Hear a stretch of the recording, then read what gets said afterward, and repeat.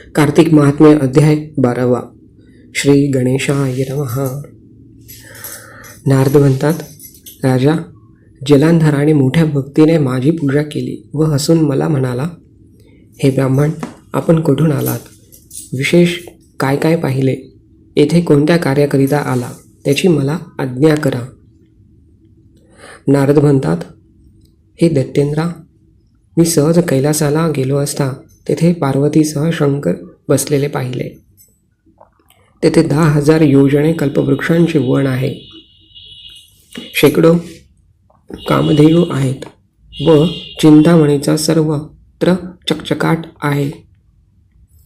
ते पाहून मला मोठे आश्चर्य वाटले व अशी संपत्ती त्रैलोक्यात सुद्धा असेल की नाही असे वाटले. तेव्हा तुझ्या ऐश्वर्याची मला आठवण झाली व ते पाहावे म्हणून तुझ्याकडे आलो. ही तुझी समृद्धी पाहिली, पण स्त्री रत्नाखेरीज आहे.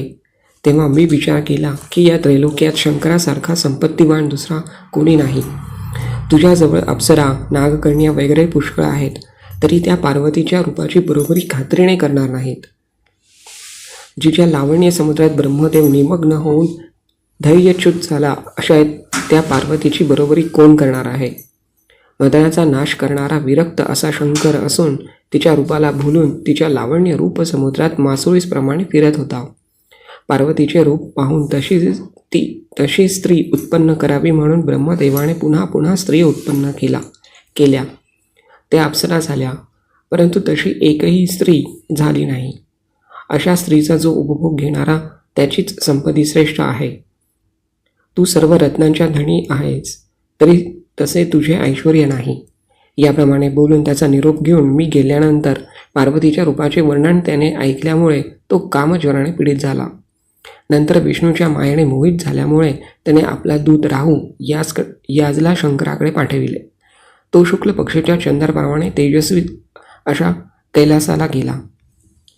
तेव्हा त्याच्या काळ्या शरीरामुळे तो कैलास कृष्ण पक्षींच्या चंद्राप्रमाणे भासू लागला. नंदीने शंकराला तो आल्याची खबर दिल्यावर तो आत प्रवेश करिता झाला. शंकराने त्यास भूलतेने बोलण्याची खूण करताच तो बोलू लागला. राहू म्हणतो, देवनाग ज्याची सेवा करीतात, जो त्रैलोक्याचा व सर्व रत्नांचा स्वामी जालंधर, त्याची तुम्हाला आज्ञा आहे. ती वृषध्वज शंकरा ऐका. तू स्मशानात राहणारा, अंगावर हाडके बाळगणारा, दिगंबर नग्न असणारा, अशा तुला अशी सुंदर स्त्री रत्न पार्वती कशी शोभेल?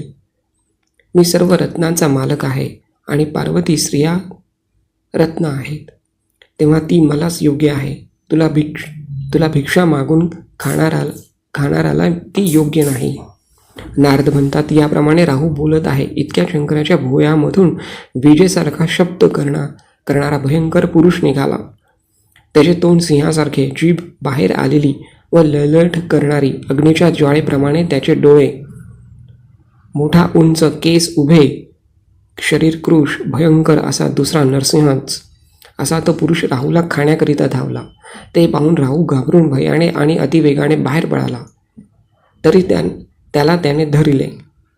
हे राजा, तो राहू मोठ्याने ओरडून शंकराला म्हणाला, देवा, मी शरण आलो आहे, माझे रक्षण कर. मला ब्राह्मणाला खाण्यास हा आला आहे. त्या ब्राह्मणान राहूचे हे भाषण ऐकून शंकर म्हणाले, तो राहूला धरून खाणार. इतक्या शंकरांनी त्याचे निवारण केले व म्हणाले, हा दुसऱ्याचा चाकर आहे, म्हणून हा वध करण्यास योग्य नाही, याला सोड. असे ऐकताच त्याने राहूला आकाशात फेकले. नंतर तो पुरुष शंकराची विनंती करू लागला. पुरुष म्हणाला, मला फार भूक लागली आहे, मी भुकेने व्याकुळ झालो आहे, मी काय खाऊ त्याची आज्ञा करा. शंकर म्हणाले, तू आपल्या हातापायांचे मांस खा.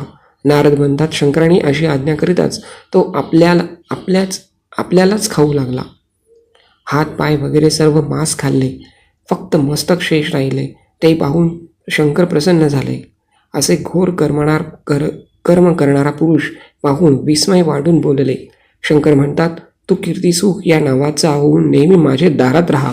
तुझी प्रथम पूजा जे करणार नाहीत ते मला प्रिय होणार नाहीत. नारद म्हणतात, तेव्हापासून देवाच्या घरात कीर्तिमुख राहिला.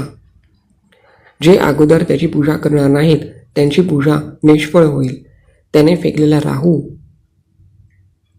त्याचे हातून सुटला, तो बर्बर देशात पडला. म्हणून राहू बर्बर देशात झालेला असे त्यांचे नाव प्रसिद्ध झाले. नंतर राहूने आपला पुन्हा जन्मच झाला असे मानले व जालंधराजवळ येऊन सर्व हकीकत सांगितली. इति श्री पद्मपुराणे कार्तिक मासे द्वादशोऽध्यायः चरणार्पणमस्तु.